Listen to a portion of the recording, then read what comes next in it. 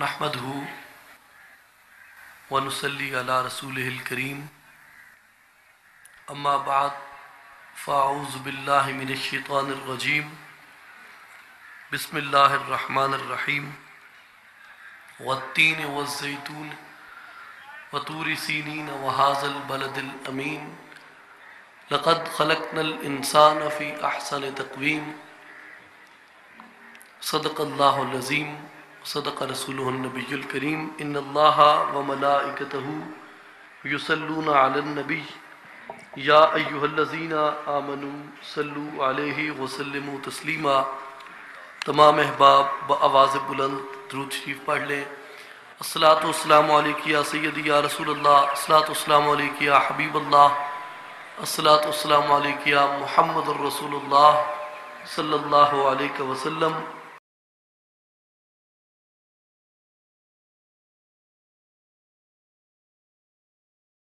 خام کی جانن سار فکر دی جڑے محرم ناہی دل دے ہو، آپ مٹی تھیں پیدا ہوئے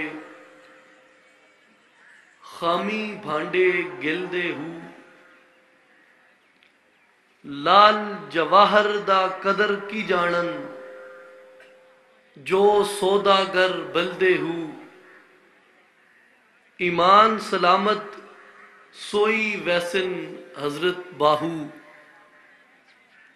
جڑے بھج فقیراں ملدے ہو۔ واجب الادب واجب التعظیم جانشین سلطان الفقر امام الوقت حضرت سخی سلطان محمد علی صاحب سرپرست اعلیٰ اصلاحی جماعت و عالمی تنظیم العارفین، تمام معزز و محترم مہمانان گرامی، حاضرین ناظرین سامعین بزرگوں دوستوں ساتھیوں، السلام علیکم ورحمۃ اللہ وبرکاتہ۔ آج کا یہ عظیم روحانی و سلطانی اجتماع اصلاحی جماعت و عالمی تنظیم العارفین کا مرکزی اور سالانہ اجتماع ہے جو بسلسلہ میلاد مصطفیٰ صلی اللہ علیہ وسلم منعقد کیا جاتا ہے۔ میں سب سے پہلے آپ تمام احباب کا تہ دل سے مشکور بھی ہوں کہ آپ دور دراز علاقوں سے کافی طویل مسافت کے بعد آپ یہاں پہ تشریف لائے اور اصلاحی جماعت و عالمی تنظیم العارفین کے اس پیغام کو سننے کے لیے یا اس پہ لبیک کہتے ہوئے آپ یہاں پہ آئے ہیں، اور یہ ہمارے لیے باعث مبارک بات بھی ہے کہ ہمیں اس محفل کے بہانے، اس محفل کے وسیلے سے سلطان العارفین حضرت سلطان باہو رحمۃ اللہ علیہ کی خانقاہ عالیہ کی زیارت بھی نصیب ہوئی، اور اپنے مرشد کریم آپ کے روضہ اقدس کی زیارت بھی نصیب بھی ہوئی، اور آپ کے چہرہ انور کی زیارت بھی نصیب ہوئی۔ یہ حقیقت اس وقت کہ پورا انسانی معاشرہ جن میں عالم اسلام بالخصوص ایک عجیب قسم کی تنزلی اور ایک انتہائی عجیب قسم کے زوال کا شکار ہے۔ بے چینی، اضطراب، بے سکونی، بے یقینی، یہ تمام کیفیات مل کے پورے معاشرے کو نفسیاتی طور پہ، روحانی طور پہ، اقتصادی طور پہ، معاشی طور پہ، معاشرتی طور پہ یہ ہمیں کمزور سے کمزور تر اور کمزور ترین کرتی جا رہی ہیں، اور حالت ہمارے کچھ دوست ممالک کی اخلاقی پستی کی، ان کی اخلاقی رسوائی کی، ان کی اخلاقی ذلت کی، اور دوسرے لفظوں میں میں اسے یہ کہتا ہوں ان کے ہاں انسانیت کی تذلیل کی یہ حالت ہو چکی ہے کہ وہاں پہ پیدا ہونے والے 98% بچے وہ وثوق کے ساتھ اپنے باپ کا نام نہیں بتا سکتے۔ اس سے بدترین انسانی تذلیل کی کوئی مثال نہیں ہو سکتی۔ اب سوال اہم یہاں پہ یہ پیدا ہوا کہ انسان کی یہ ذلت، انسان کی یہ رسوائی، انسان کی یہ تذلیل، انسان کی یہ اخلاقی پستی، یہ کیسے پروان چڑھ گئی؟ یہ کیسے اس انسانی معاشرے کو یہ زہر کس طرح کھا گیا؟ تو میں اس کا مورد الزام نظریہ مادیت اور مادیت پرستی کو ٹھہراتا ہوں۔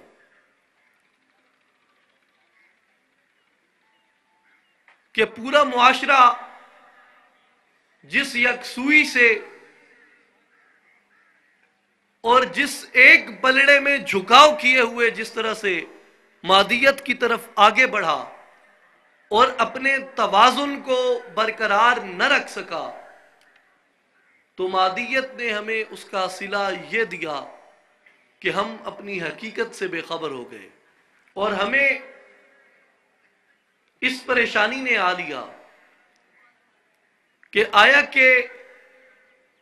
انسان کی اس دنیا میں جو قدر و قیمت ہے، جو انسان کی منزلت ہے، جو انسان کا وقار ہے، وہ کس کی وجہ سے ہے؟ علامہ اقبال رحمۃ اللہ علیہ نے بڑی ایک خوبصورت بات کہی۔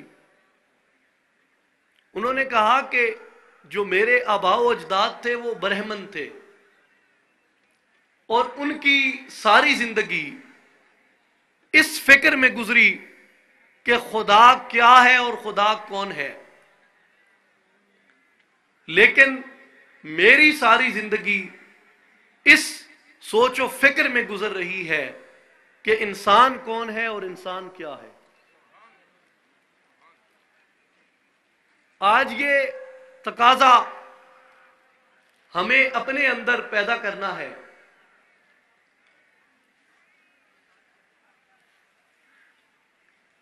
کہ ہم نے کس طرح اس انسانیت کی تکمیل کرنی ہے، اور کس طرح ہم نے اپنی انسانیت کو پروان چڑھانا ہے۔ آپ دیکھیں کہ کوئی بھی بات ہے، کوئی بھی بات ہے، آپ اسے ایک طرف کا جھکاؤ دے دیں اور دوسرے پلڑے کو آپ چھوڑ دیں۔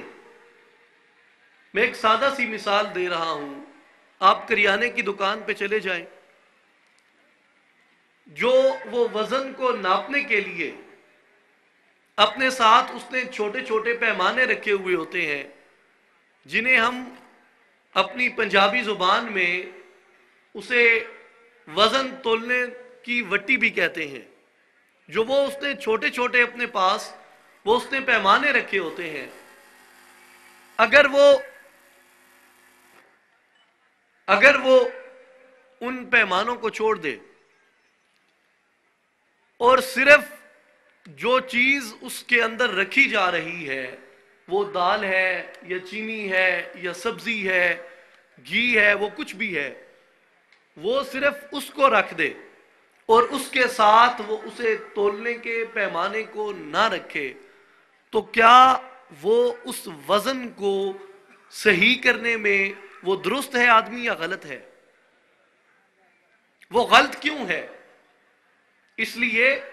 کہ اس نے سارا کا سارا جو جھکاؤ ہے وہ ایک ہی پلڑے میں رکھ دیا، اب جو دوسرا پلڑا ہے وہ یکسر بیٹھ جائے گا، جس کا نتیجہ یہ نکلے گا کہ اس کا جو وزن ہے وہ غلط ہو جائے گا، اور اس کی جو ترسیل ہے وہ بھی غلط ہو جائے گی۔ وہ اپنے کاروبار کے ساتھ نا انصافی کر رہا ہے، وہ اپنے رزق کے ساتھ نا انصافی کر رہا ہے، وہ اپنی دکانداری کے ساتھ نا انصافی کر رہا ہے، اور وہ اپنے آپ کے ساتھ نا انصافی کر رہا ہے۔ آپ اسی طرح دیکھیں، اللہ تعالیٰ نے دو تقاضے انسان کے ساتھ لگا دیے جن میں ہم دونوں تقاضوں کو نہیں جھٹلا سکتے۔ ایک تقاضا مادیت کا تھا اور دوسرا تقاضا روحانیت کا تھا، اور ہم نے یہ طریقے عمل اپنا لیا کہ ہم نے اپنی اس انسانی دکانداری کے اندر، ہم نے اپنے اس انسانی، اس سماجی اور اس معاشرتی انصاف کے اندر ہم نے جو مادیت کا پلڑا تھا ہم نے سارا کچھ اسی میں ڈال دیا، اور جو روحانیت کے پیمانے تھے ان کو ہم نے اس ترازو کے اندر نہیں رکھا، جس کا نتیجہ آج پوری دنیا کے سامنے یہ انسانی تذلیل کی صورت میں ہو رہا ہے۔ اب جب تک ان پیمانوں کو ہم واپس ان کے معیار پہ لے کے نہیں آتے، اس وقت تک آپ یہ بات ذہن میں رکھ لیں کہ یہ انسانی سماج کی، انسانی معاشرے کی، یہ عالم انسانیت کی جو یہ ذلت کا، یہ پستی کا، یہ رسوائی کا دور جو شروع ہوا ہے، یہ بلکہ یہ جس طرح ترقی کر رہا ہے یہ اسی طرح آگے بڑھے گا، یہ سدھرنے کی طرف نہیں جا سکتا۔ اگر اسے سدھارنا ہے، اگر اس کی اصلاح کرنی ہے، تو اس کے لیے یہ بات ضروری ہے کہ جو اس ترازو کے دوسرے پیمانے ہیں ان پیمانوں کو اس کے اندر اس کے ساتھ شامل کیا جائے، اور وہ جو تقاضے ہیں اور وہ جو پیمانے ہیں وہ روحانی تقاضے ہیں۔ شاید ہمارے ذہن میں یہ بات آئے کہ یہ تجزیہ، یہ بات ہماری اپنی تراشی ہوئی ہے، یا ہم نے خود ہی اس فکر کو تراش کے عوام الناس کے سامنے رکھ دیا ہے۔ نہیں، قرآن پاک اس بات کے اوپر بڑی وضاحت کے ساتھ حکم صادر فرماتا ہے۔ رب کائنات نے قرآن مجید میں بڑی وضاحت کے ساتھ فرما دیا کہ والعصر ان الانسان لفی خسر، کہ عصر کی قسم ہے، قسم ہے زمانے کی، کہ بے شک انسان خسارے میں ہے۔ اور انسان کے خسارے کی وضاحت کرتے ہوئے اللہ تعالیٰ نے ایک اور مقام پہ ارشاد فرمایا کہ ان الخاسرین خاسروا انفسہم، کہ بے شک خسارے والے وہ لوگ ہیں جنہوں نے اپنے آپ کا نقصان کیا، خاسروا انفسہم، جنہوں نے اپنے انفس کا نقصان کیا، جنہوں نے اپنے باطن کا نقصان کیا، جنہوں نے اپنی انسانی حقیقت کا نقصان کیا، اور جنہوں نے اپنے اندر کا، جنہوں نے اپنی روحانیت کا نقصان کیا۔ فرمایا کہ ان الخاسرین، بے شک وہ لوگ خسارے کے اندر ہیں۔ اور آپ دیکھیں، آج ہمیں اپنے آپ سے، اپنے ضمیر سے اگر ہم یہ سوال پوچھیں، اور اگر ہم اپنے ضمیر سے اس بات کا جواب طلب کریں کہ کیا ہم نے اپنے انفس کے ساتھ انصاف کیا ہے، تو مجھے اس کا جواب دینے کی ضرورت نہیں، کیونکہ ہمارے ضمیر خود ہمیں اس بات کا جواب دیں گے۔ آپ انفس کو دیکھیں، انفس کیا ہے؟ اس کے اوپر پہلے کافی مرتبہ گفتگو ہو چکی ہے کہ انفس جو ہے وہ نفس سے ہے۔ نفس سانس کو بھی کہتے ہیں، نفس امارہ بھی ہے، نفس ملہمہ بھی ہے، نفس لوامہ بھی ہے، نفس مطمئنہ بھی ہے، نفس راضیہ بھی ہے، نفس مردیہ بھی ہے، اور نفس جو ہے وہ انسان کے ضمیر کو بھی کہتے ہیں، نفس انسان کے باطن کو بھی کہتے ہیں، اور نفس انسان کے قلب کو بھی کہتے ہیں۔ جس طرح اللہ تعالیٰ نے قرآن مجید میں فرمایا کہ وَفِي أَنفُسِكُمْ أَفَلَا تُبْصِرُونَ، میں تمہارے انفس کے اندر موجود ہوں، میں تمہارے دل کے اندر موجود ہوں، افلا تبصرون، افسوس اس بات کا ہے کہ تم مجھے دیکھتے ہی نہیں، تم اپنے اس انسانی حقیقت کی طرف، تم اپنی اس حقیقت انسان کی طرف رغبت ہی نہیں اختیار کرتے۔ تو اس لیے اللہ تعالیٰ نے فرمایا کہ ان الخاسرین خاسروا انفسہم، تم میں خسارے میں وہ لوگ ہیں جنہوں نے اپنے انفس کا خسارہ کیا، جنہوں نے اپنی قلبی حقیقت کا خسارہ کیا، اور جنہوں نے اپنی حقیقت کو، اپنی انسانی حقیقت کو پہچاننے میں کوتاہی برتی۔ اور آپ دیکھیں کہ اس کوتاہی کی جو سزا ہے وہ ہم مسلسل بھگت رہے ہیں۔ اور اس کے ساتھ آپ یہ دیکھیں ایک انتہائی اہم سوال جو ایک عام آدمی کے ذہن میں اٹھتا ہے، وہ یہ ہے کہ جناب انسان اپنے آپ کو کیسے بھول سکتا ہے؟ اپنے آپ کو بھولنے سے کیا مراد ہے؟ قرآن کہہ رہا ہے کہ خاسروا انفسہم، انہوں نے اپنے آپ کو بھلا دیا۔ اپنے آپ کو بھولنے سے کیا مراد ہے؟ اپنے آپ کو بھولنے سے کیا یہ مراد ہے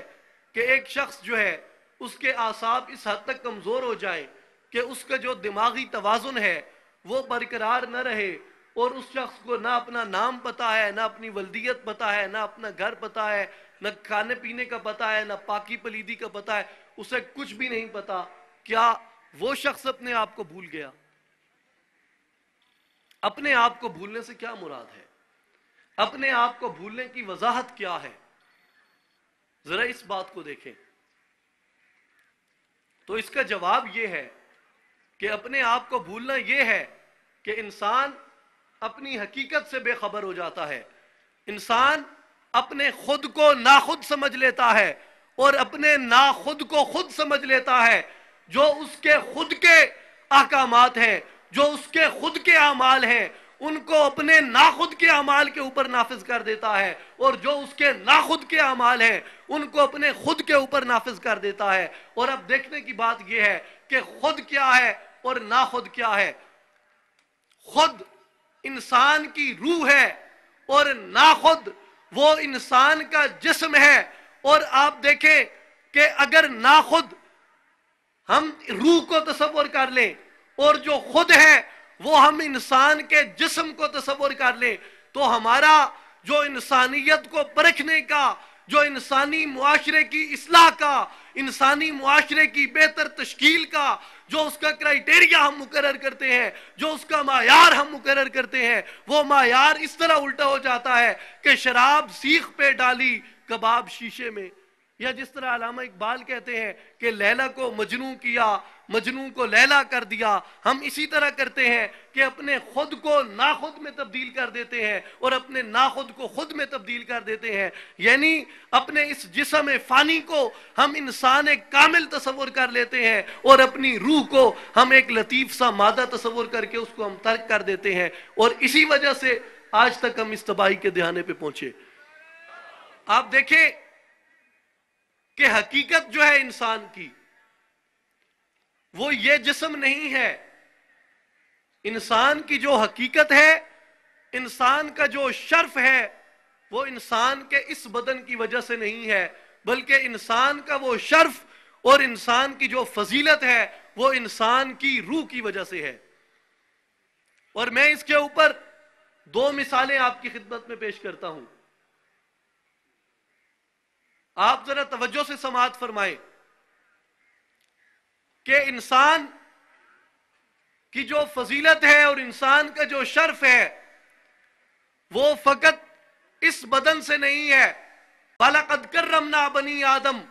ہم نے اولاد آدم کو بڑی کرامت عطا فرمائی، بڑی عزت عطا فرمائی، بڑی عظمت عطا فرمائی۔ تو وہ جو انسان کی عزت ہے، وہ جو انسان کی تکریم ہے، وہ انسان کے جسم ظاہر کی وجہ سے نہیں ہے، بلکہ وہ انسان کے جسم باطن کی وجہ سے ہے۔ ان میں آپ ایک پہلی مثال کو دیکھیں کہ ایک عورت کے ہاں دو بچے پیدا ہوتے ہیں، ایک بچہ صرف چند لمحے زندہ رہتا ہے، یعنی ایک سانس لیتا ہے یا دو سانسیں لیتا ہے یا کچھ سانسیں لیتا ہے یعنی چند لمحوں کی اس کی زندگی ہے. دوسرے لفظوں میں آپ یوں کہیں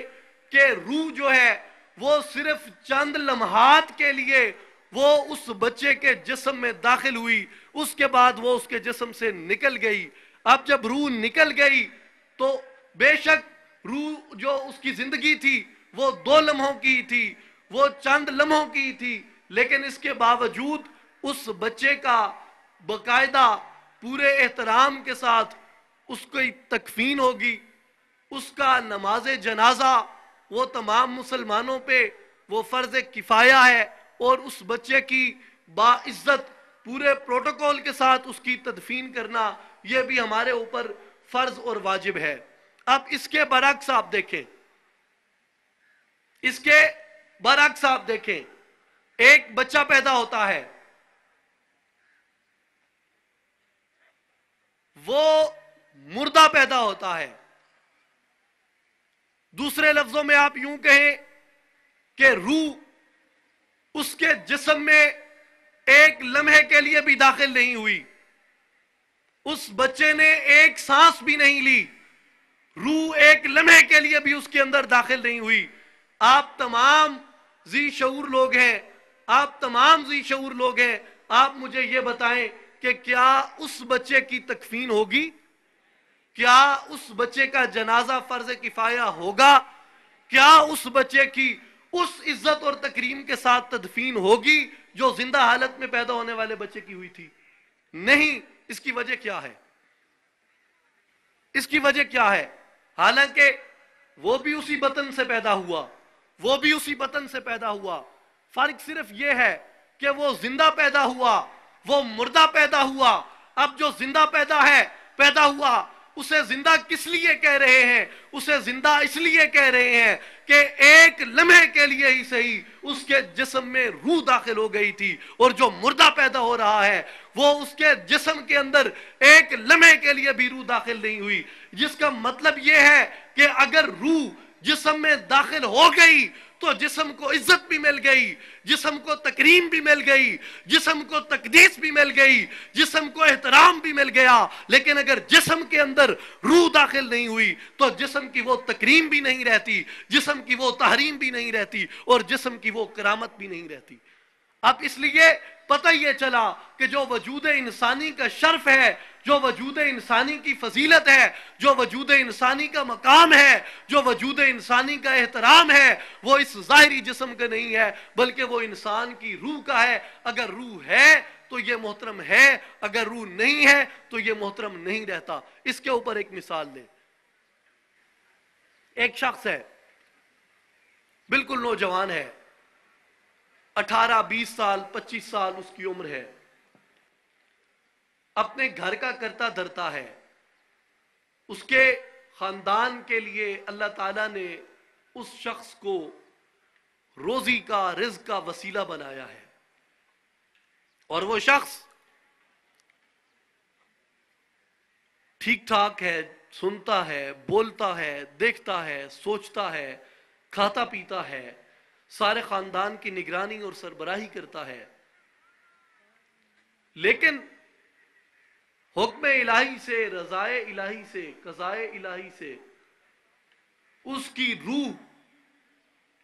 اس کے جسم سے پرواز کر جاتی ہے. اب وہ نوجوان تھا، اس کی روح جب اس کے جسم سے پرواز کر گئی تو اس کے اہل خانہ کتنی دیر تک اس نوجوان کی میت کو اپنے گھر میں رکھیں گے؟ 8 گھنٹے، 10 گھنٹے، 20 گھنٹے، 36 گھنٹے، 48 گھنٹے. پھر ہر کسی کو جلدی ہوگی کہ یار اس کو جلدی دفناؤ، اسے جلدی دفناؤ، اسے جلدی دفناؤ، اسے جلدی دفناؤ. ہر کسی کو یہ جلدی لگی ہوگی. وجہ کیا ہے؟ اسے کیوں اتنی جلدی دفن کرنا چاہتے ہیں؟ اب اس کے برعکس آپ ایک مثال لیں.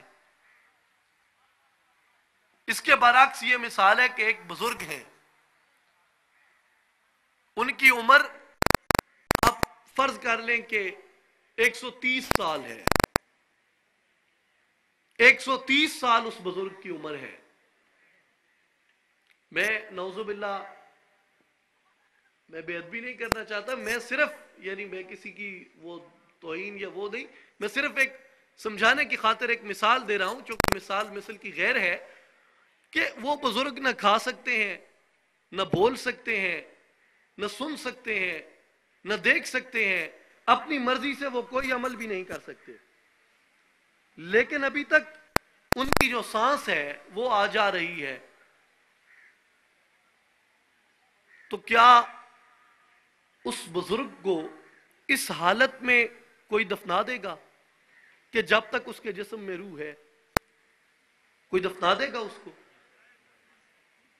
حالانکہ وہ جو نوجوان جسے دفنانے کی جلدی اہل خانہ کو چڑھی ہوئی ہے، جس کی تدفین کے لیے وہ بےتاب ہو رہے ہیں، جسے تہ خاک کرنے کے لیے وہ جلدی سے جلدی کرنے کی کوشش کر رہے ہیں، اس نے اپنی جوانی کی چند ہی باریں ابھی دیکھی ہیں. اور جو یہ بزرگ ہیں یہ 130 سال کے ہو گئے ہیں، جنہیں ہم اپنی زبان میں زندہ میت کہتے ہیں، لیکن انہیں دفنانے کی جو جلدی ہے وہ کسی کو نہیں ہے. تو اس کی وجہ کیا ہے کہ انہیں کیوں نہیں دفنایا جا رہا،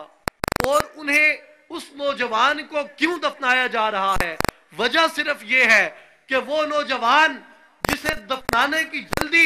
ہر کسی کو چڑھی ہوئی ہے، جو چیز اس کے وجود کو شرف عطا کرتی تھی، جو چیز اس کے وجود کو فضیلت عطا کرتی تھی، وہ روح تھی، اور روح اس کے جسم سے نکل گئی. اب روح جب نکل گئی تو اس کی عظمت بھی چلی گئی، اس کی کرامت بھی چلی گئی. اس لیے اس نوجوان کو تہ خاک کرنے کی جلدی ہر کسی کو ہے. اور وہ بزرگ جو لاغر لاچار گھر کے ایک کونے میں پڑے ہیں، جو اپنی مرضی سے نقل و حرکت نہیں کر سکتے، ان کی وہ شرف، ان کی وہ عزت، ان کی وہ تحریم وہ اس لیے قائم ہے کہ جو چیز ان کے وجود کو فضیلت عطا کرتی ہے، جو چیز ان کے وجود کو تکریم اور احترام عطا کرتی ہے، وہ چیز روح ہے. اور وہ چیز ابھی اس بزرگ کے وجود میں باقی ہے. جب تک وہ اس کے وجود میں باقی ہے، وہ اگلے 20 سال بھی رہے، وہ اگلے 50 سال بھی رہے، اس بزرگ کو دنیا کا کوئی مذہب، دنیا کی کوئی اخلاقیات وہ تہ خاک کرنے کی اجازت نہیں دیتے. اس کی وجہ کیا ہے؟ اس کی وجہ یہ ہے کہ جو عزت ہے وہ روح کی وجہ سے ہے. اگر روح ہے تو وجود معزز ہے، اگر وجود نہیں ہے تو وہ اس قابل ہے کہ اسے تہ خاک کر دیا جائے. اب آپ دیکھیں کہ ہماری جو حقیقت ہے، جس کی وجہ سے ہمارا احترام ہے، وہ ہمارا یہ جسم نہیں ہے، وہ ہماری روح ہے. اس لیے ہم اپنے اس جسم کو نا خود کہیں گے، اور جو ہماری روح ہے اس کو ہم خود کہیں گے. اور جب ہم خود کو نا خود کہہ دیتے ہیں تو اس کا مطلب یہ ہوتا ہے کہ ہم اس کی حقیقت کو مہجور کر رہے ہیں، اس کی حقیقت کو ہم متروک کر رہے ہیں، اس کی حقیقت کو ہم مسخ کر رہے ہیں، اس کی حقیقت کو ہم کچل رہے ہیں. تو جب اپنی حقیقت کو، جب اپنے شرف کو، جب اپنی فضیلت کو ہم خود ہی کچلنا شروع کر دیں گے تو مجھے آپ بتائیں ہماری اس دنیا میں کتنی عزت رہ جائے گی، معاشرہ انسانی کتنی اخلاقی ترقیاں کر کے آگے جائے گا. اس لیے جو انسان کا اپنی حقیقت سے باخبر رہنا ہے وہ اس لیے انتہائی ضروری ہے. اور آپ اسی بات کو دیکھیں، مولانا روم رحمت اللہ علیہ نے اس پہ ایک بڑی خوبصورت تمثیل بیان کی، ایک بڑی خوبصورت مثال دی اس کے اوپر مولانا روم نے، کہ ایک شخص ہے، اس کی ایک جگہ پہ زمین تھی، تو اس نے وہاں پہ اپنے جو پہلا اس کا گھر تھا وہاں سے کافی دور اس نے اپنی زمین میں گھر بنانا شروع کیا. گھر بناتا رہا، بناتا رہا، بناتا رہا. جب گھر وہاں پہ ظاہر ہے وہ اینٹیں بھی لے گیا، پتھر بھی لے گیا، لکڑی بھی لے گیا، گارا بھی لے گیا، سارا کچھ لے گیا وہاں پہ. اس نے اپنے گھر کو مکمل کیا، گھر بنا لیا. جس دن وہ اپنے گھر میں منتقل ہونے لگا، اپنا پہلا گھر چھوڑ کے اپنے دوسرے گھر کی طرف جانے لگا تو اس دن اسے پتہ چلا کہ جہاں پہ میں نے گھر بنایا ہے وہ زمین میری نہیں ہے، میری زمین تو اس کے ساتھ پڑی ہے جو خالی پڑی ہے، وہاں پہ میں نے گھر نہیں بنایا۔ مولانا روم کہتے ہیں کہ انسان کی اس دنیا میں جو سب سے بڑی نادانی ہے، جو سب سے بڑی غلطی ہے، وہ یہ ہے کہ انسان اپنی حقیقت کو، اپنے خود کو چھوڑ کے اپنے ناخود کی طرف رغبت کر جاتا ہے، اور یہی جو رغبت ہے یہ انسان کو اس کی حقیقت سے گرا دیتی ہے اور انسان کو یہ اخلاقی پستی میں مبتلا کر دیتی ہے۔ اور حضور مولا کائنات شیر خدا حضرت علی رضی اللہ تعالیٰ عنہ نے اس کے اوپر بڑا ایک خوبصورت قول فرمایا کہ عجب تو لمن ینشد ضالتہ وقد اضل نفسہ فلا یطلبها۔ حضور مولا کائنات فرماتے ہیں کہ مجھے اس شخص پر تعجب ہوتا ہے جو اپنی گم شدہ چیز کو تو تلاش کرتا ہے، حالانکہ وہ اپنے آپ کو بھلا بیٹھا ہے، وہ اپنے آپ کو تلاش نہیں کرتا۔ اگر کوئی چیز گم ہو جائے تو اسے تلاش کرنے کے لیے وہ بہت کچھ صرف کر دیتا ہے، وہ بہت کچھ ضائع کر دیتا ہے، وہ بڑا اپنا وقت صرف کر دیتا ہے، لیکن وہ یہ کبھی نہیں سوچتا کہ میں نے اپنے نفس کو بھلا دیا، میں نے اپنی حقیقت کو بھلا دیا، تو وہ اپنے آپ کو کبھی تلاش نہیں کرتا۔ اور آپ اگر قرآن مجید میں دیکھیں تو قرآن مجید میں اللہ تبارک و تعالیٰ نے خود کو بھولنے والے کے متعلق بڑی سخت وعید فرمائی۔ سورۃ بقرہ میں فرمایا کہ وَمَن يَرْغَبُ عَن مِلَّةِ إِبْرَاهِيمَ إِلَّا مَنْ صَفِحَ نَفْسَهُ، کہ کون ہے جو ملت ابراہیمی سے مرتکب ہوا سوائے اس کے کہ من صفح نفسہ،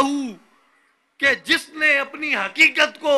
اور جس نے اپنے نفس کو بھلا دیا۔ یعنی قرآن کی اس آیت کی روح سے جس شخص نے اپنی حقیقت نفس کو ترک کر دیا، جس نے اپنی حقیقت کو چھوڑ دیا، جس نے اپنی حقیقت کو بھلا دیا، قرآن یہ کہتا ہے وَمَن يَرْغَبُ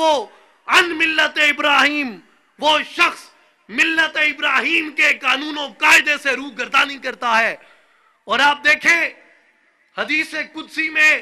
واضح طور پہ اللہ تعالیٰ نے فرمایا اے ابن آدم، ایک تیری چاہت ہے، ایک میری چاہت ہے،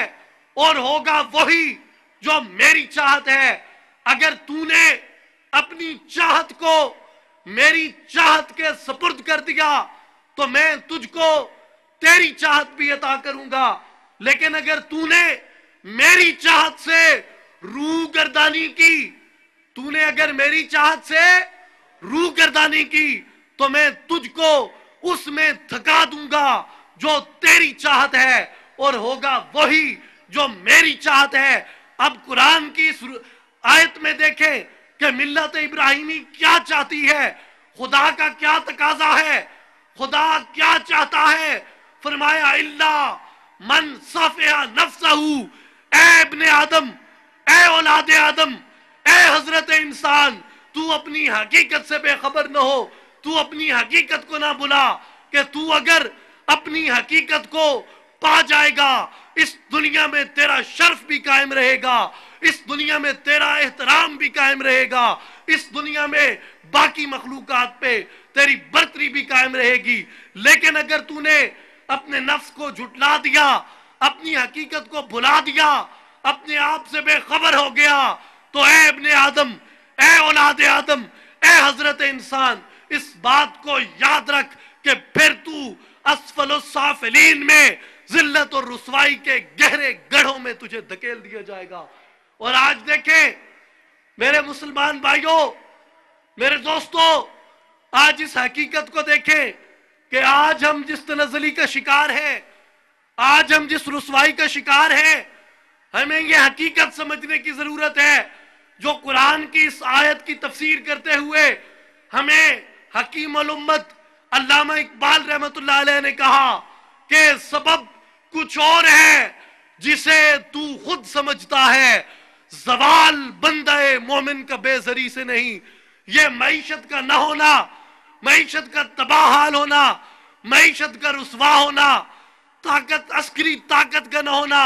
کہا اے بندہ مومن، اے مرد مسلمان،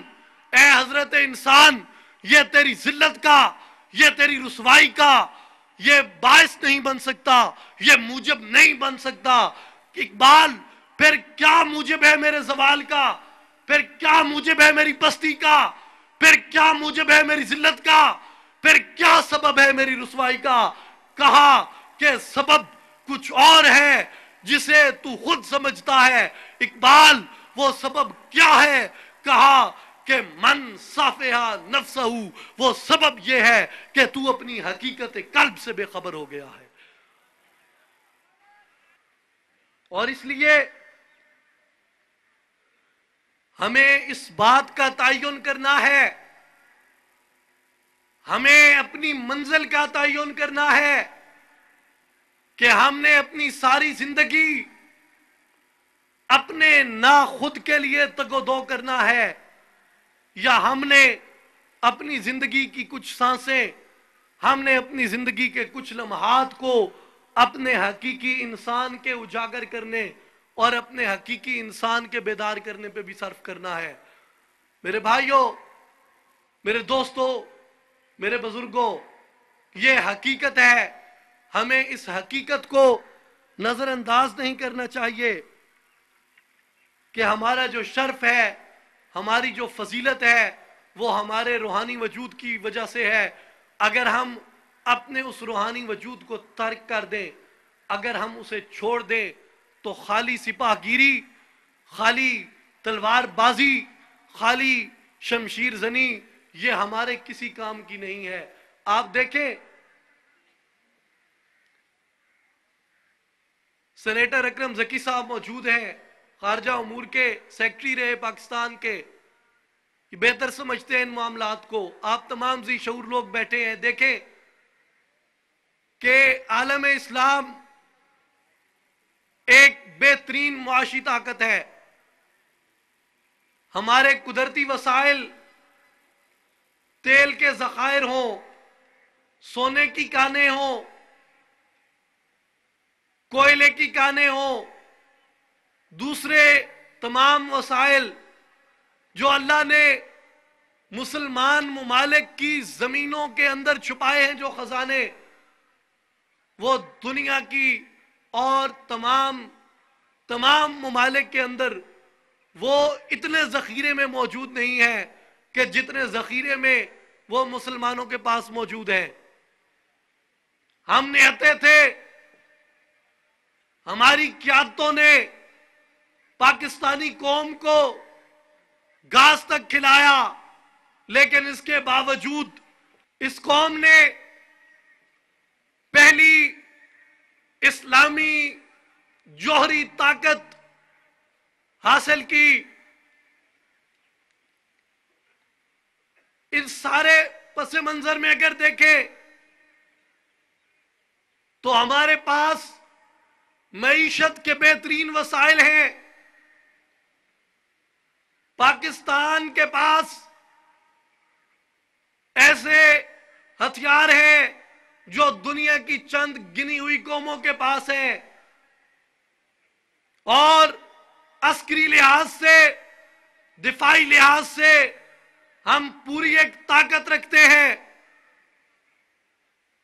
لیکن اس کے باوجود ہم ذلت کا اور رسوائی کا شکار ہو گئے۔ اس کی وجہ فقط یہ تھی کہ مادیت کے اس پرفتن دور میں ہماری طاقتیں وہ مادہ پرست سامراجی طاقتوں کے ہتھے چڑھ گئیں،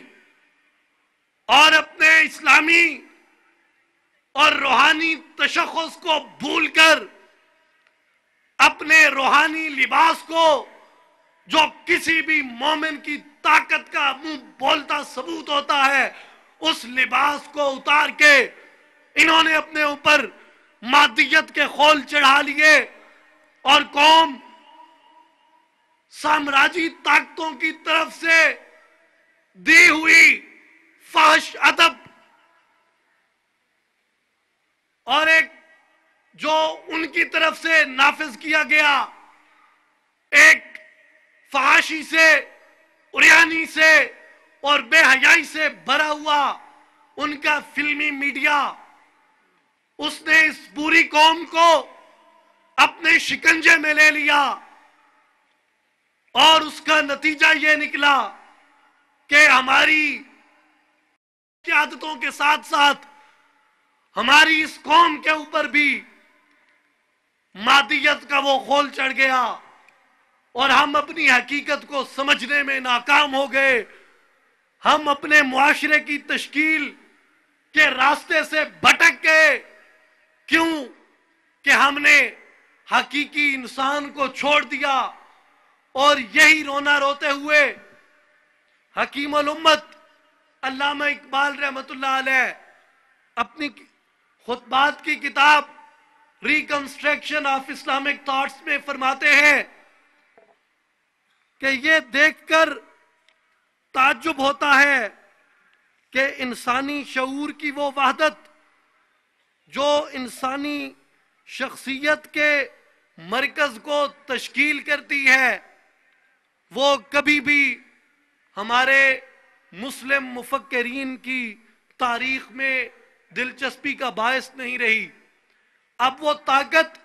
جو انسانی معاشرے کو متشکل کرتی ہے، جو اسے تشکیل دیتی ہے، وہ کیا ہے؟ اس کی طرف اشارہ کرتے ہوئے اقبال کہتے ہیں کہ متکلمین نے، ہمارے اسکالروں نے روح کو ایک لطیف قسم کا مادہ یا محض ارد تصور کیا جو جسم کے ساتھ مر جاتا ہے اور قیامت کے دن جسے دوبارہ زندہ کر دیا جائے گا. میرے دوستو، یہ وہ فکر ہے، یہ وہ بات ہے کہ جب تک انسانی معاشرے کی تشکیل میں روحانی کردار کو، روحانی وجود کی فضیلت کو اور روحانیت کی اہمیت کو جب تک اس کے مقررہ پیمانے پہ نہیں لایا جاتا، اس وقت تک یہ معاشرہ، اس وقت تک یہ عالم انسانیت یہ کبھی سدھر نہیں سکتا. اس میں جتنے انقلاب آئیں گے، ان تمام انقلابوں کی بنیادیں وہ امن پہ نہیں ہو سکتی، وہ سکون پہ نہیں ہو سکتی، وہ محبت پہ نہیں ہو سکتی. وہ خونی انقلاب ہوں گے، وہ لاشوں کے انقلاب ہوں گے، وہ انسانی میتوں کے تعفن کے انقلاب تو ہو سکتے ہیں، وہ انسان کی فضیلت کے انقلاب نہیں ہو سکتے. اگر انسان کی فضیلت کا انقلاب لے کے آنا ہے، ایسا انقلاب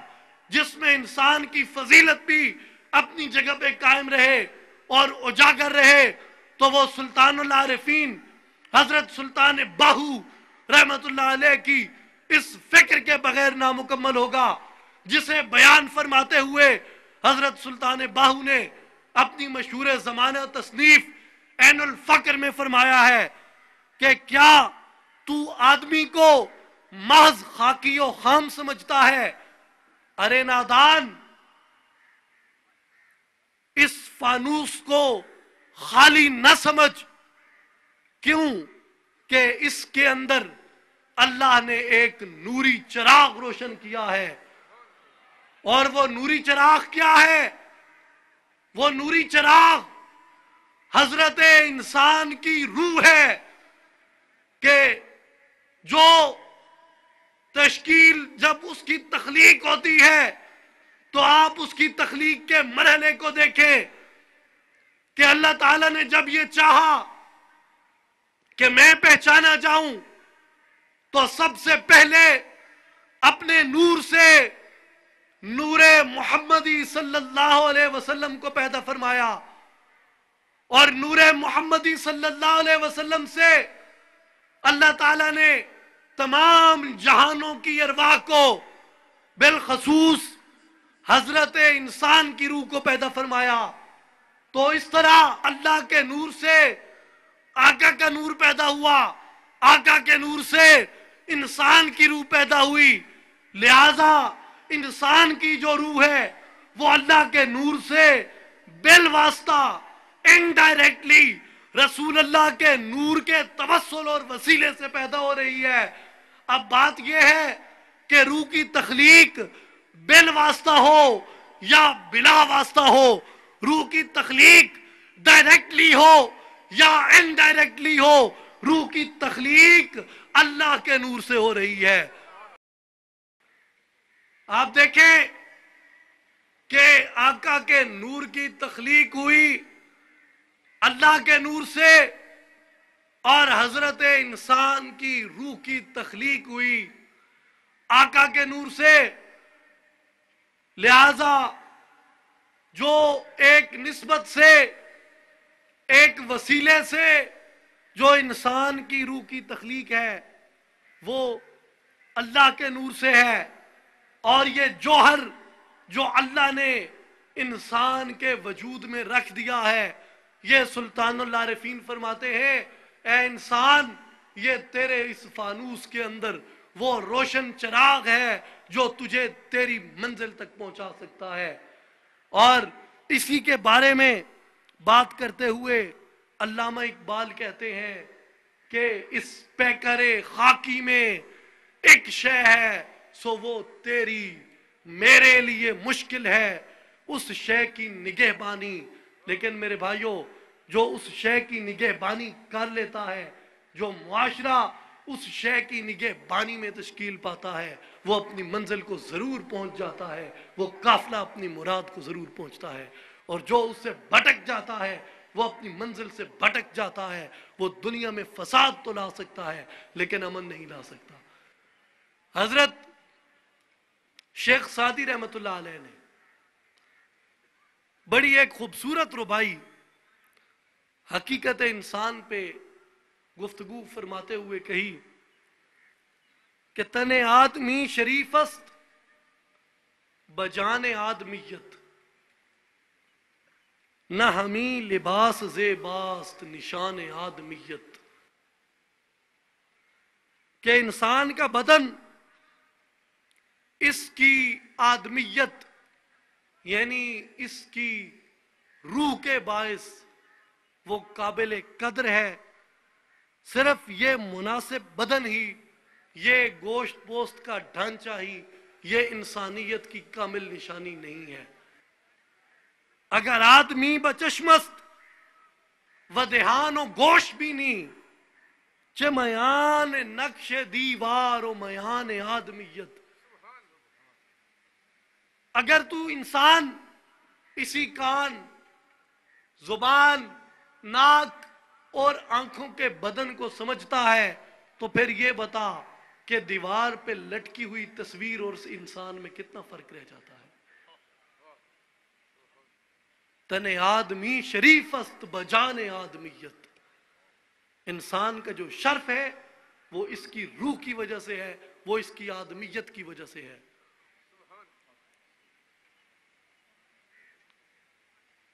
میرے بھائیوں، اب ایک اور طرف آئیں، حقیقت کی طرف. حقیقت کے ایک پہلو کو ایک نئے زاویے سے دیکھیں کہ اللہ تبارک و تعالی نے قرآن مجید میں کوئی بات بغیر مہر تصدیق ثبت کیے ہوئے بھی فرمائی ہو، بغیر زور دیے فرمائی ہو، حکم دیا ہو، تو کیا اس بات کی قدر و قیمت ہمارے سامنے نہیں ہوگی؟ کیوں بھائی؟ اس بات کی قدر و قیمت ہوگی نا ہمارے سامنے، ہوگی. اب یہ تو ہے کہ خدا نے ایک سادہ حکم دے دیا جو بغیر مہر تصدیق کے، جو بغیر اس پہ اصرار کیے دیا تو اس پہ تعمیل کرنا، اس پہ پوری طرح سے اپنے آپ کو کامل کر کے پیش کرنا، یہ ہمارے اوپر فرض عین ہو جاتا ہے۔ ایک حکم ایسا اللہ نے قرآن میں بیان فرمایا کہ جسے بیان فرمانے سے پہلے اللہ نے قرآن میں ایک نہیں، دو نہیں،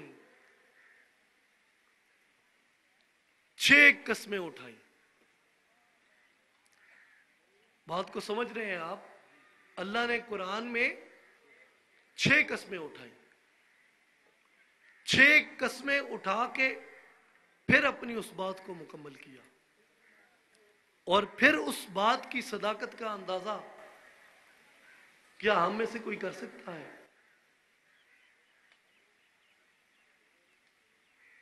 فرمایا والتین، تین کی قسم، والزیتون، زیتون کی قسم، وطور سینین، طور سینہ کی قسم، وہذا البلد الامین، اس امن والے شہر کی قسم، لقد، قد حرف تحقیق ہے جو قسم کے مرادی معنوں میں آتا ہے، اور جہاں قد سے پہلے لام مقدر ہو تو وہ لام قسمیہ ہوگی۔ لقد 2 قسمیں بن گئی، ایک لام حرف قسمیہ اور دوسرا قد حرف تحقیق بمعنی مرادی قسم، 6 قسمیں بن گئی، 3 زیتون، طور سینہ، امن والے شہر کی، اور لام اور قد، 6 قسمیں اٹھا کے اللہ نے فرمایا خلقنا الانسان فی احسن تقویم، ہم نے انسان کو احسن صورت میں پیدا فرمایا۔ اب جب یہ خدا نے قرآن میں حکم فرمایا تو اس کے بعد حسن انسانی کسی شک و شبے کا، کسی شک و شبے میں مبتلا نہیں ہو سکتا، وہ پھر ایک واضح ہو گیا، پتہ چل گیا۔ اب دیکھیں دنیا میں اسی بات کو دوسری طرف لے جاتے کہ ہر رنگ کی، ہر حلیے کی قوم وہ اس کرۂ ارض پہ موجود ہے، جن میں بڑے خوبصورت اور بڑے حسین و جمیل لوگ بھی موجود ہیں، اور ان میں ظاہری شکل کے تقاضوں سے کمزور لوگ بھی ہیں کہ جن کی ظاہری اشکال، جن کی ظاہری صورتیں وہ بہت خوبصورت نہیں ہیں۔ اب خدا نے کہا کہ خلقنا الانسان فی احسن تقویم، مطلقاً یہ نہیں کہ ہم نے عرب کے انسانوں کو، یا ہم نے ایشیا کے انسانوں کو، یا ہم نے یورپ کے انسانوں کو، یا ہم نے افریقہ کے انسانوں کو آسن صورت میں پیدا کیا، نہیں، مطلقاً فرمایا خلقنا الانسان فی احسن تقویم، ہم نے انسان کو آسن صورت میں پیدا کیا۔ تو اب مجھے یہ بتائیں کہ جو وہ انسان کی آسن صورت، اگر ہم اس صورت کو قرار دیں تو پھر وہ حبشی غلام کدھر جائیں گے؟ پھر وہ کالے رنگ جن کے نین نقوش بھی خوبصورت نہیں ہیں، جن کے چہروں پہ رونق اور چمک اور دمک نہیں ہے، پھر ان کے حسن کو کیا ہم مشکوک قرار دیں گے؟ اگر ان کے حسن کو ہم نہیں مانتے تو پھر اس کا مطلب ہے کہ خدا نے جو 6 قسمیں اٹھا کے قرآن میں کہا خلقنا الانسان فی احسن تقویم، کیا ہم اس آیت پہ شک کریں گے؟ اب بتائیں کہ فی احسن تقویم، وہ احسن صورت کیا ہے؟ وہ احسن صورت کس کی ہے؟ اگر وہ احسن صورت انسان کے اس ظاہری وجود کی وہ احسن صورت ہے، تو پھر آپ دیکھیں کہ اس دنیا میں بدصورت لوگ بھی ہیں۔ حضرت ابو العلا محری جو اپنی آنکھوں سے نابینا تھے، کیا یہ قدر ان کے ظاہری حسن و جمال کی ہو رہی ہے؟ نہیں، بلکہ وہ جو احسن صورت ہے انسان کی، جو وہ خوبصورتی ہے انسان کی، وہ انسان کے اس جسم کی خوبصورتی نہیں ہے، وہ انسان کے اس جسم کا حسن نہیں ہے، وہ انسان کے اس جسم کی عظمت اور رفعت نہیں ہے، بلکہ وہ جس عظمت کو اللہ نے بیان فرمایا اس کا اطلاق انسان کے خود پہ جاتا ہے، انسان کے ناخود پہ نہیں جاتا۔ اس کا اطلاق انسان کامل پہ جاتا ہے، انسان ناقص پہ نہیں جاتا۔ اس کا اطلاق انسان کے جسم ظاہر پہ نہیں بلکہ انسان کے جسم باطن یعنی انسان کی روح کی خوبصورتی پہ جاتا ہے۔ آپ دیکھیں کہ اتنی مفصل گفتگو اب تک ہو چکی ہے، آپ کے ساتھ تقریباً 1.25 گھنٹہ ہو گیا۔ ہمارے سامنے یہ حقیقت واضح ہو گئی کہ جو انسان کامل ہے، جو انسان حقیقی ہے،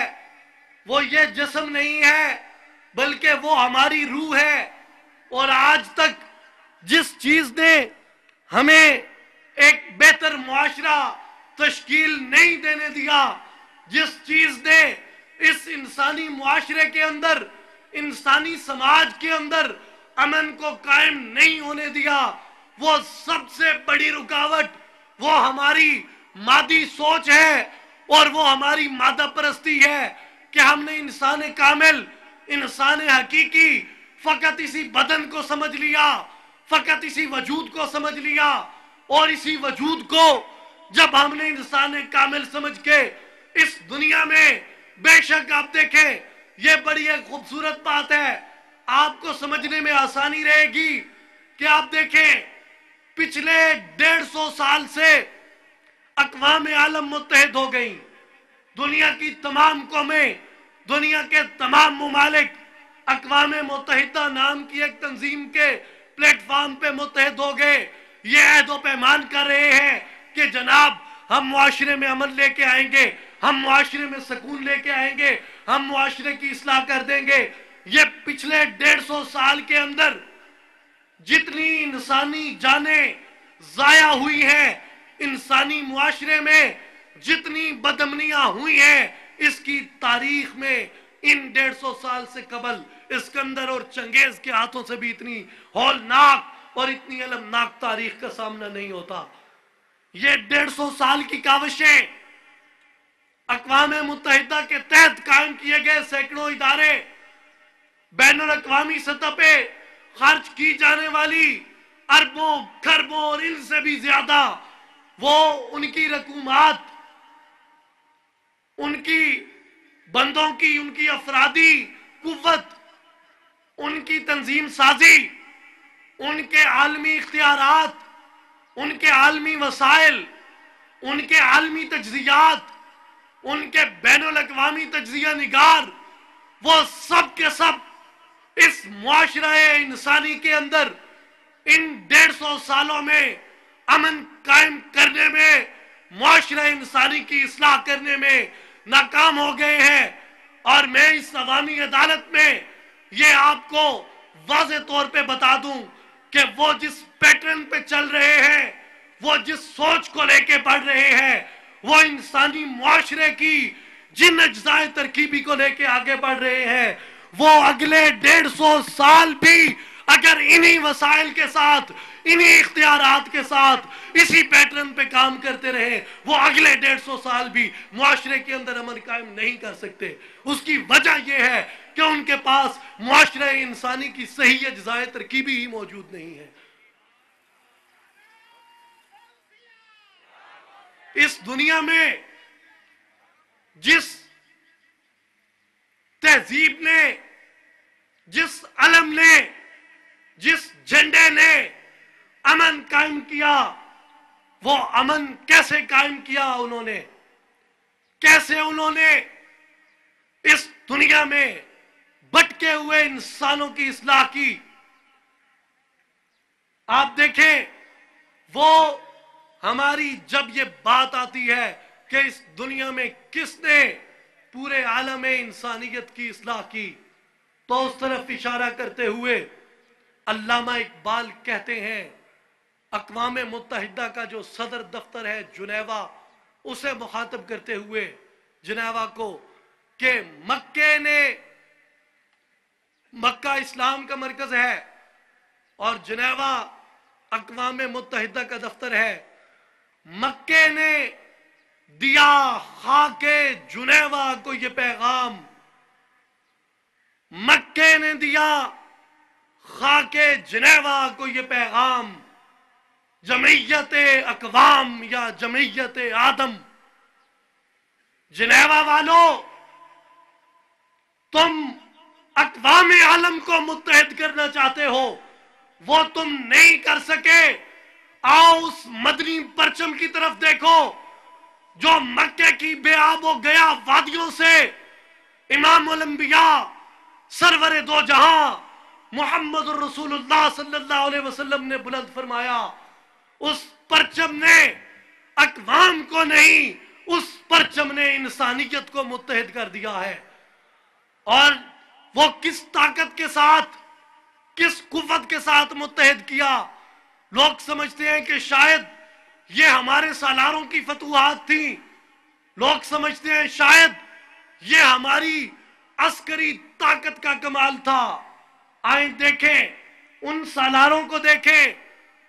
ان شمشیر زنوں کو دیکھیں، ان امرائے قافلہ ہائے حجاز کو دیکھیں، ان کے پاس کون سا ہتھیار تھا، ان کے پاس کون سی طاقت تھی؟ حضور شیر خدا مولا علی رضی اللہ تعالیٰ عنہ فرماتے ہیں، ما کلا تو خیبرہ بقوت جسمانیت ولا بقوت غذائیت۔ حضرت علی کہتے ہیں، میں نے خیبر کے قلعے کو نہ اپنی قوت غذائیہ سے فتح کیا ہے، نہ اپنی قوت جسمانیہ سے فتح کیا ہے۔ اے شیر خدا، اے اسد اللہ الغالب، آپ نے کیسے اس قلعے کو فتح کیا؟ حضور مولا کائنات کہتے ہیں، وَلَٰكِنْ اُيِّدْتُ بِهِ بِقُوَّةٍ مَلَكُوتِيَّةٍ، میں نے خیبر کے قلعے کو اپنی جسمانی اور اپنی غذائی طاقت سے نہیں، میں نے خیبر کے قلعے کو اپنی ملکوتی طاقت سے فتح کیا ہے۔ درد مندان ملک و ملت یہی رونا تو روتے گئے کہ عشق کی شمشیر جگردار چرا لی کس نے، علم کے ہاتھ میں خالی ہے نیام ساقی۔ میں نے اے میر سپاہ تیری سپاہ دیکھی ہے، قل هو اللہ کی شمشیر سے خالی ہے نیام۔ خالی نیاموں سے بات نہیں بنتی جب تک کہ اس کے اندر شمشیر نہ ہو، خالی شمشیر سے بات نہیں بنتی جب تک اس شمشیر کے اندر مومن کی تدبیر کی چمک نہ ہو، اور خالی تدبیر سے بات نہیں بنتی جب تک کہ مومن کے دل کے اندر انوار الہیہ کا وہ سمندر موجود نہ ہو۔ آپ دیکھیں کہ جو ریاست کی تشکیل ہوئی، ریاست مدینہ کی، وہ اسلام کے اعلان کے 13 سال بعد ہوئی. جہاد بالسیف مسلمانوں پہ 13 سال بعد فرض ہوا.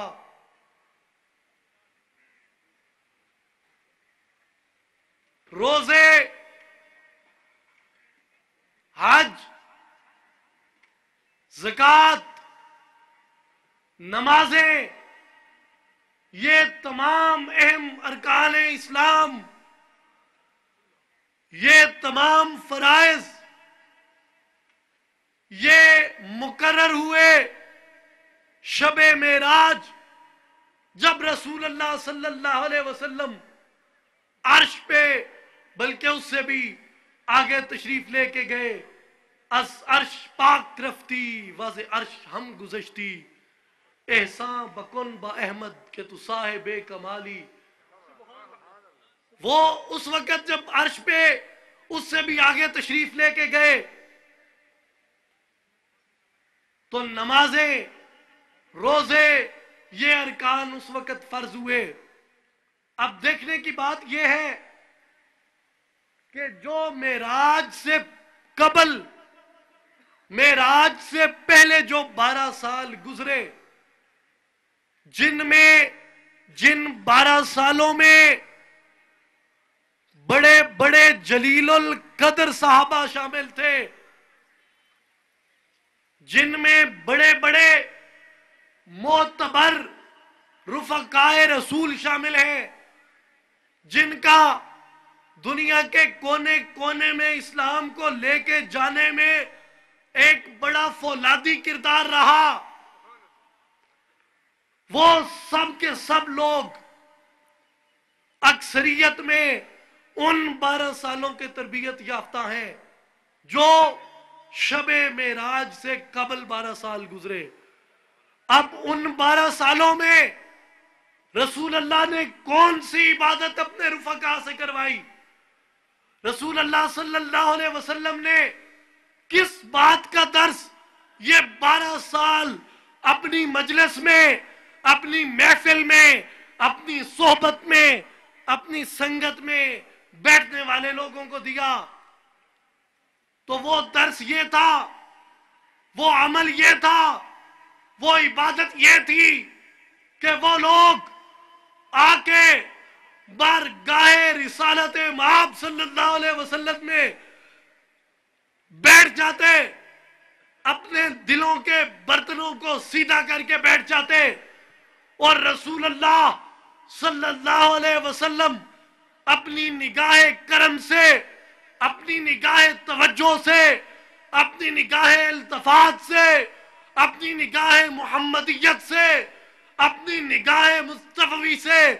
آپ ان رفقا کے، ان مجلس نشینوں کے، ان صحبت نشینوں کے، ان محفل نشینوں کے سینوں پہ، ان کے دلوں پہ، ان کے نفوس پہ اپنی نگاہ کرم کر کے ان کے نفوس کا تزکیہ فرما دیتے، ان کے قلوب کا تصفیہ فرما دیتے، ان کی ارواح کو زندہ کر کے، ان کے سینے کو روشن کر کے، ان کی روحانی قوت کو اور ان کے روحانی جسم کو بیدار فرما دیتے.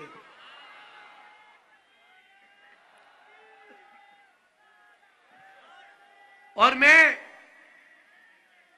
یہ عرض کرتا چلوں آپ کو کہ آج اصلاحی جماعت جو مشن لے کے، جو پیغام لے کے آگے بڑھ رہی ہے، سلطان العارفین، عارفوں کے بادشاہ حضرت سلطان باہو رحمت اللہ علیہ کے آستان عالیہ سے، آپ کی خانقاہ عالیہ سے میں یہ بتا دوں کہ اس کا دائرہ کار صرف مریدین،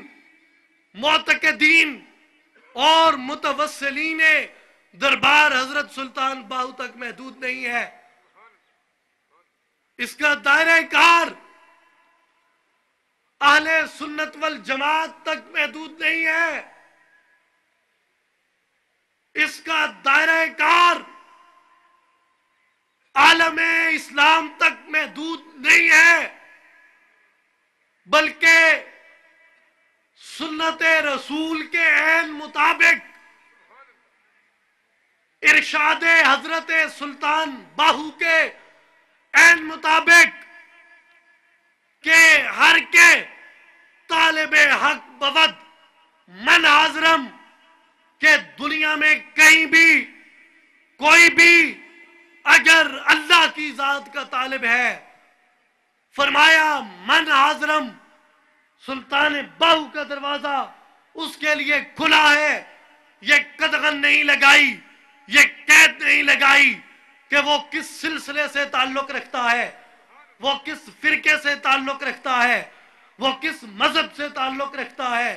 وہ کس قوم سے تعلق رکھتا ہے، وہ کس خطے سے تعلق رکھتا ہے۔ کوئی بھی ہے، جہاں بھی ہے، کہیں بھی ہے، اصلاحی جماعت اور عالمی تنظیم العارفین کا پلیٹ فارم یہ سارے عالم انسانیت کے لیے ہے۔ اور آپ کو اس بات کا بھی علم ہے کہ الحمدللہ الحمدللہ ثم الحمدللہ کہ اصلاحی جماعت کے بانی، عالمی تنظیم العارفین کے بانی سلطان الفقر ششم حضرت سخی سلطان محمد اصغر علی صاحب رحمۃ اللہ علیہ نے اس تحریک کی بنیاد خالصتاً ایک عالمگیر نظریے پہ رکھی، اور آپ نے اس دنیا کے اندر مروجہ، فرسودہ، روایتی، ٹپیکل خانقاہی نظام سے ہٹ کے عالمگیریت کے ساتھ، روشن خیالی کے ساتھ اس جماعت کے، اس تنظیم کے نظریاتی پودوں کی آبیاری کی۔ اس بات کو آپ یہاں سے بھی محسوس کر سکتے ہیں کہ اگر یہ تحریک، یہ تنظیم، یہ جماعت، یہ ٹپیکل فرسودہ روایتی خانقاہی نظام کا حصہ ہوتی تو یہاں پہ معاشرہ انسانی کی بہتر تشکیل کی باتوں کی بجائے یہاں پہ فسانہائے کرامات ہو رہے ہوتے۔ جو بات اقبال نے کہی کہ رہا نہ حلقہ صوفی میں سوز مشتاقی، فسانہ ہائے کرامات رہ گئے باقی۔ میں الحمدللہ یہ انتہائی عاجزی سے، فخر کے تو قابل نہیں، انتہائی عاجزی سے آپ کو یہ بات کہتا ہوں کہ اگر میں اپنے نام و نسب کی طرف دیکھوں، اس میں یہ بلا مبالغہ بات کر رہا ہوں، گو کہ میری حیثیت اس دنیا کے سب سے گنہگار آدمی سے بڑھ کے کچھ نہیں ہے، لیکن جب میں اپنے آباء و اجداد کی طرف دیکھتا ہوں تو میرے مرشد کریم اور میرے والد گرامی حضرت سلطان محمد اصغر علی صاحب رحمۃ اللہ علیہ سے لے کے سلسلہ جو قبیلہ عوان ہونے کی وجہ سے حضور مولا کائنات حضرت علی رضی اللہ تعالیٰ عنہ سے ملتا ہے، درمیان میں قسمیہ یہ بات کہہ رہا ہوں کہ ایک پشت بھی ایسی نہیں ہے جو سینہ نور معرفت و نور فقر سے خالی ہو۔ اس لیے اگر کرامتوں کی بات ہو، اگر کرامتوں کا ذکر ہو تو کرامتیں سب سے زیادہ میرے گھر کی ہیں، کرامتیں سب سے زیادہ میرے گھر کی ہیں، کرامتیں سب سے زیادہ سلطان العارفین کے خاندان کی ہے، کرامتیں سب سے زیادہ شیر خدا کی لڑی کی ہے۔ لیکن اس وقت میں بتا دوں آپ کو، اس ملت کو، عالم انسانیت کو ضرورت کرامت کی نہیں، ضرورت استقامت کی ہے۔ جو مومن استقامت کو اپنا لیتا ہے، جو مومن مرتبہ استقامت پہ پہنچ جاتا ہے، وہ کرامت کا محتاج نہیں رہتا۔ کیوں؟ کہ اس کا ہر لمحہ، اس کا ہر سانس، اس کا ہر قدم، اس کا ہر قول، اس کا ہر فعل، اس کا ہر عمل، اس کی ہر گفتار، اس کا ہر کردار، اس کی ہر رفتار وہ ایک زندہ کرامت بن جاتی ہے۔ میں آپ کو بتا دوں کہ یہ وہ تحریک ہے جو اس فکر کو لے کے چلی ہے کہ نکل کر خانقاہوں سے ادا کر رسم شبیری، اور آپ تمام احباب کو یہاں پہ اسی لیے مدعو کیا گیا۔ میں اصلاحی جماعت کے منشور اور دستور کے مطابق یہ پھر ایک بار اپنی بات واضح کر دوں کہ میرا یہ تخاطب ہر مکتبہ فکر اور ہر شعبہ زندگی سے ہے،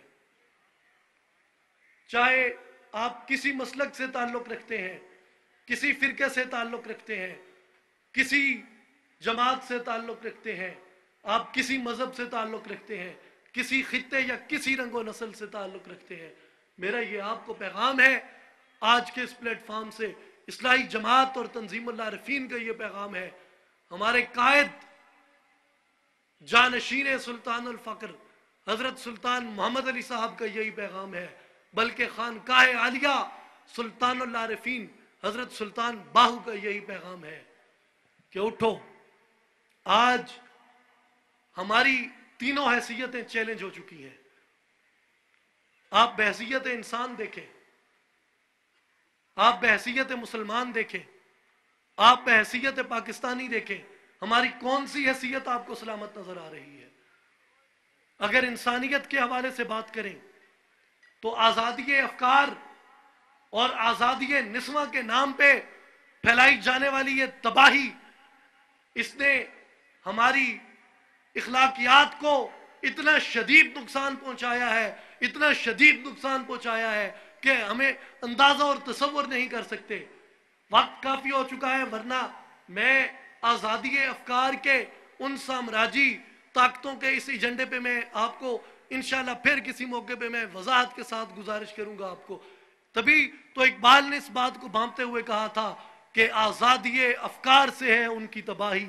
رکھتے نہیں جو فکر و تدبر کا سلیقہ، ہو فکر اگر خام تو آزادی افکار، انسان کو حیوان بنانے کا طریقہ۔ آپ دیکھیں ہماری حیثیت چیلنج ہو گئی، وہ معاشرہ جسے ہم اپنے سے ہزاروں میل دور دیکھ رہے ہیں، گو کہ ہم اس کے فرنٹ لائن اتحادی سے ہی، جسے ہم اپنے سے ہزاروں میل دور دیکھ رہے ہیں، آپ یہ نہ سمجھے کہ 98% بچے وہاں پہ کنفیوز ہیں کہ ہمارا باپ کون ہے۔ ہم نے اگر اپنے آپ کو سنوارنے کی کوشش نہ کی تو یاد رکھیں کل یہاں ہماری یہی حالت ہوگی، ہماری نسلیں اسی طرح 98% کنفیوز ہو جائیں گی۔ خدارہ اپنی انسانی حیثیت کو بچا لے، خدارہ اپنی حقیقی اجزاء ترکیبی کو سمجھے، خدارہ اسی مادی جسم کی خواہشات پہ نثار مت کرے، خدارہ آگے بڑھیں، اپنے حقیقی وجود کی طرف بڑھیں، اپنی روحانیت کی طرف بڑھیں، اپنی روح کو بیدار کرنے کی کوشش کریں، خدارہ آگے بڑھیں، ورنہ وہ معاشرہ جو آپ ادھر دیکھ رہے ہیں وہی معاشرہ مجھے یہاں آتا دکھائی دے رہا ہے۔ اور پھر اس کے بعد ہماری جو دوسری حیثیت مسلمان کی ہے، اس میں آپ دیکھیں کہ ہمارے قدرتی وسائل پہ، ہمارے پرامن جوہری اثاثوں پہ سامراجی طاقتیں وہ اپنے اژدہانہ منہ کھول کے وہ اسے ہڑپ کرنے لگ چاہتے ہیں، وہ ہمیں نہاتھا کر کے مارنا چاہتے ہیں، وہ ہمیں فرقوں میں بانٹ رہے ہیں، وہ ہمیں لسانی تقسیموں میں بانٹ رہے ہیں۔ جناب کبھی ہم فلوجہ اور بغداد میں دیکھتے ہیں وہاں شیعہ سنی لڑائی شروع ہو گئی، وہاں جناب کردوں کو اور عربیوں کو لڑا رہے ہیں، وہاں افغانستان میں فارسیوں اور پشتونوں کو لڑا رہے ہیں، یہاں جناب بلوچوں کو پنجابیوں کے ساتھ پختون اور سندھیوں کو اور ان کو یہ آپس میں لڑا رہے ہیں، یہ اردو والوں کو پشتو والوں کے ساتھ لڑا رہے ہیں، یہ یہاں پہ شیعہ سنی کو لڑا رہے ہیں، یہ خود کچھ دھماکے ہو رہے ہیں، ہمارے بندے، ہمارا اسلحہ، ہمارا بارود، ہماری جانیں، ہمارا خون، ہماری زمین، یہ سارا کچھ کیا ہو رہا ہے میرے بھائیوں؟ یہ ہمیں پارا پارا کیا جا رہا ہے۔ اور پھر بدقسمتی کی بات تو یہ ہے کہ ہمارے اپنے ہاں ایک ایسا مضبوط مکتبہ فکر موجود ہے جسے ہم اپنی زبان میں مدرسی مکتبہ فکر کہتے ہیں، مسلسل ڈیوائیڈ کر رہا ہے، جو ہمیں مسلسل لڑا رہا ہے۔ اور آپ جا کے لائبریریوں کو دیکھ لیں، وہاں پہ کہا جاتا ہے جناب کافر کافر شیعہ کافر، کافر کافر سنی کافر، فلاں کو مار دو، فلاں واجب القتل ہو گیا، فلاں مردود ہو گیا، فلاں یہ ہو گیا، فلاں وہ ہو گیا۔ ہمیں اس بات کا احساس نہیں ہے، ہم اپنوں کو تو مارنے کے لیے تیار ہو جاتے ہیں، لیکن ہم نے یہ کبھی نہیں سوچا کہ جو ان کو مروانے پہ اکسا رہا ہے مجرم تو وہ ہے۔ آپ دیکھیں یہ جتنا وہاں پہ آ رہا ہے وزیرستان کے اندر، جو فاٹک کے اندر جتنا بھی وہاں پہ اسلحہ آ رہا ہے، وہاں پہ جو خود کش بمباروں کی پروڈکشن فیکٹریاں لگی ہوئی ہیں، وہ کہاں سے وہ جیکٹیں حاصل کر رہے ہیں؟ یہ اسرائیلی اسلحہ، یہ امریکن ساخت اسلحہ، یہ انہیں کون فراہم کر رہا ہے؟ بھائی اپنوں کو مروانے پہ مت سوچو، ہماری جو عالم اسلام کی حیثیت ہے وہ چیلنج ہو چکی ہے۔ اگر ہم اسی طرح تقسیم رہے، اگر ہم اسی طرح فرقوں میں بٹے رہے، اگر ہم اسی طرح ایک دوسرے کے ساتھ لڑتے لڑاتے رہے تو میرے بھائی پھر کیا ہے؟ پھر ایک واضح تباہی ہے، تباہی کے ایک دھیانے پہ ہم کھڑے ہیں۔ ہمیں اپنے آپ کو ایک منظم کرنا ہے، ایک فکری وحدت پہ اگر نہ صحیح کم از کم ایک ملی وحدت پہ ہمیں لے کے آنا ہے۔ ہمیں اپنے پیروں سے یہ وقت آ گیا ہے کہ فرقہ بندی کی، فرقہ پرستی کی زنجیروں کو اتار کے پار پھینک کے رکھ دے، اور یہ جتنے فرقوں کے نام پہ، مسالک کے نام پہ، تفریق کے نام پہ، تقسیم کے نام پہ یہ جتنا کاروبار ہو رہا ہے، مسلمانوں کو لڑانے کی جتنی سازشیں ہو رہی ہیں، یہ وقت آ گیا ہے کہ اس وقت پوری ملت اسلامیہ اس بات کے خلاف اٹھ کھڑی ہو کہ ہم فرقہ بندی کو نہیں مانتے، ہم فرقوں کو نہیں مانتے، ہم مسالک کو نہیں مانتے۔ آپ دیکھیں جب قرآن یہ کہتا ہے، جب قرآن یہ کہتا ہے وَاعْتَصِمُوا بِحَبْلِ اللَّهِ جَمِيعًا، اللہ کی رسی کو مضبوطی سے پکڑ لو، وَلَا تَفَرَّقُوا، اور فرقوں میں مت پڑو۔ جب خدا کا قرآن ہمیں یہ حکم دے رہا ہے، مجھے یہ اوقات کس نے دی کہ میں ایک فرقے کی بنیاد رکھ دوں؟ اسلام میں فرقہ بندی کا کوئی تصور نہیں ہے۔ آپ دیکھیں آپ جس خانقاہ پہ موجود ہیں اس وقت، وہ سلطان العارفین حضرت سلطان باہو، وہ ببانگ دہل واشگاف الفاظ میں کہتے ہیں کہ نہ میں شیعہ نہ میں سنی، میرا دو ہاتھوں دل سڑیا ہوں۔ یہ دل جلانے کی باتیں ہیں میرے بھائیوں، یہ امت مسلمہ کو رسوا کرنے کی باتیں ہیں، یہ امت مسلمہ کو ذلیل کرنے کی باتیں ہیں۔ اس کے بعد آپ دیکھیں ہماری جو تیسری حیثیت ہے وہ پاکستانی کی ہے، اور ہماری اس حیثیت کو چیلنج کر دیا گیا۔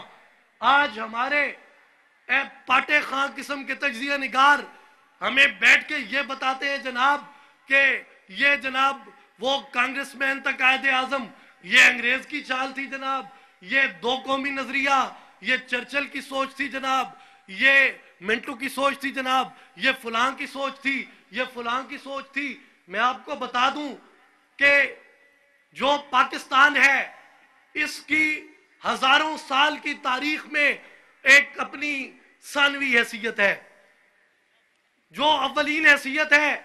وہ سلطنت مدینہ کی ہے، اور وہ دنیا کی وہ پہلی مملکت ہے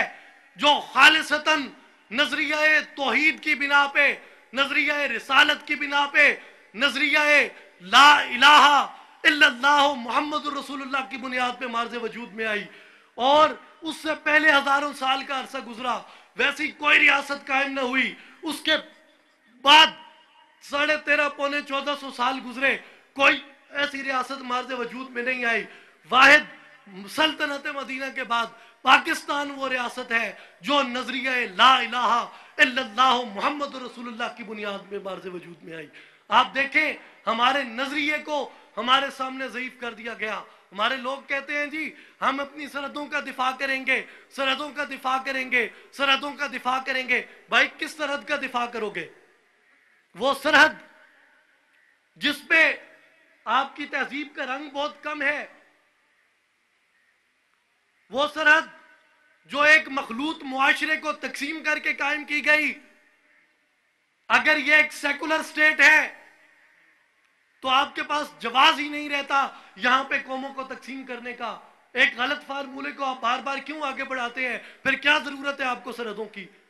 سرحدوں کی حفاظت کی بات کریں گے، کسی بھی نظریاتی مملکت کی سرحدوں کی حفاظت کی بات ہوگی تو میں آپ کو یہ بتا دوں اس کی جغرافیائی سرحدیں ثانوی حیثیت رکھتی ہیں، سب سے پہلی حیثیت اس کی نظریاتی سرحدوں کی ہے. اگر ہم پاکستان کی نظریاتی سرحدوں کا دفاع نہیں کریں گے، اگر ہم پاکستان کے نظریے کو، اپنی آنے والی نسل کو اس کے نظریے پہ قائم نہیں کریں گے تو میں آپ کو بتا دوں ہم اس کی جغرافیائی سرحدوں کو کبھی بھی مستحکم نہیں کر سکتے. میں نے عرض کیا کہ ہماری تینوں حیثیتیں، انسان کی حیثیت، مسلمان کی حیثیت، پاکستانی کی حیثیت، یہ ساری کی ساری چیلنج ہو چکی ہیں. اب انہیں بچانا ہے. ہم انہیں منتشر ہو کے، فرقوں میں تقسیم ہو کے نہیں بچا سکتے، ہم انہیں ڈیوائیڈ ہو کے نہیں بچا سکتے. ہمیں اگر بچانا ہے تو ہمیں اکٹھا ہونا ہوگا. ہمیں ایک ایسا پلیٹ فارم تلاش کرنا ہوگا جو پلیٹ فارم ہر قسم کی مذہبی تفریق سے، تقسیم سے پاک ہو، جس کے پیروں میں کسی مسلک کی زنجیر نہ ہو، جس کے دامن پہ کسی فرقے کے شبخون کے داغ نہ ہو. ہمیں ایسا پلیٹ فارم تلاش کرنا ہے، اور سیاسی سطح پہ بھی ہمیں ایک ایسے پلیٹ فارم کی ضرورت ہے جو نظریہ پاکستان کے استحکام کے لیے کوشاں ہو، اور جو پلیٹ فارم وہ امت مسلمہ کے اتحاد کے لیے کوشاں ہو. تو میں پھر عرض کرتا ہوں کہ انتہائی عاجزی کے ساتھ میں آپ کو یہ دعوت پیش کرتا ہوں، میں آپ کو یہ پیغام دیتا ہوں کہ الحمدللہ آج آپ جس پلیٹ فارم پہ جمع ہوئے ہیں، آج آپ جہاں پہ تشریف لائے ہیں، ہمارا جو مقصد ہے، ہمارا جو مشن ہے، وہ تین حیثیتوں کو وہ برقرار رکھنے کے لیے ہے. سب سے پہلے اس کا مقصد اور مشن پاکستان کی نظریاتی اور جغرافیائی سرحدوں کا استحکام اور ان کا تحفظ اور ان کا دفاع، اور دوسرے مرحلے میں امت مسلمہ کے اتحاد اور یکجائی کے لیے کوشاں رہنا، اور تیسرے مرحلے پہ بنی نوع انسان کی اصلاح کرنا اس کی روحانی قوت کے ذریعے. میرے بھائیوں، میرے دوستوں، یہی دعوت ہے کہ خدا را آئے. آج ہمیں وہ پلیٹ فارم مل چکا ہے جس سے ہم اس ساری دنیا میں ان اصلاحات کو پوری روشن خیالی کے ساتھ، پوری بصیرت کے ساتھ ان کو ہم پر امن طریقے سے نافذ کر سکتے ہیں. میری یہی دعوت ہے آپ سے، یہی گزارش ہے کہ آپ آئیں اور اصلاحی جماعت میں شامل ہوں اور کندھے کے ساتھ کندھا ملا کے آپ آگے بڑھیں. آپ یقیناً اس میں ہمیں قربانی چاہیے، آپ کے وقت کی، آپ کے اوقات کی، آپ کے لمحات کی، کہ آپ جہاں جائیں،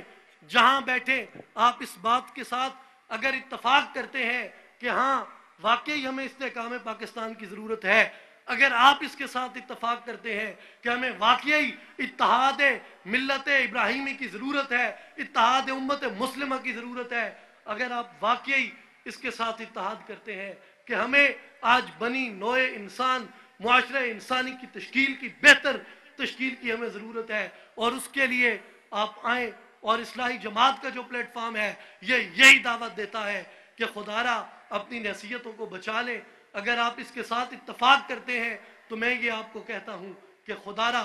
آپ جہاں جائیں، کاروبار میں ہو، نوکری میں ہو، گھر میں ہو، عزیز و اقارب میں ہو، رشتہ داروں میں ہو، ہماری آپ سے کوئی چندے کی ڈیمانڈ نہیں ہے، ہماری آپ سے کوئی فنڈز کی ڈیمانڈ نہیں ہے. آپ بے لوث ہو کے، آپ ایک جذبے کے ساتھ، آپ تمام تفریقوں اور تقسیموں کو بالائے طاق رکھتے ہوئے آپ تمام عالم انسانیت کو اس بات کی دعوت دیں کہ آئیں آج اس رسم شبیری کو، آج معاشرہ انسانی کی اس اصلاح کے لیے سلطان العارفین حضرت سلطان باہو کے آستانے سے وہ ایک لشکر عظیم، وہ کار فرما ہے جس کی بنیادیں، جس کی شاخیں دنیا کی سب سے عظیم خانقاہ گنبد خضرا سے ملتی ہیں. میرے بھائیوں، میں انہی دعائیہ کلمات کے ساتھ اجازت چاہتا ہوں. الہی آرزو ہے اگر منظور ہو جائے تیری پہچان سے ہر مومن کا دل پر نور ہو جائے. وآخر دعوانا ان الحمدللہ رب العالمین.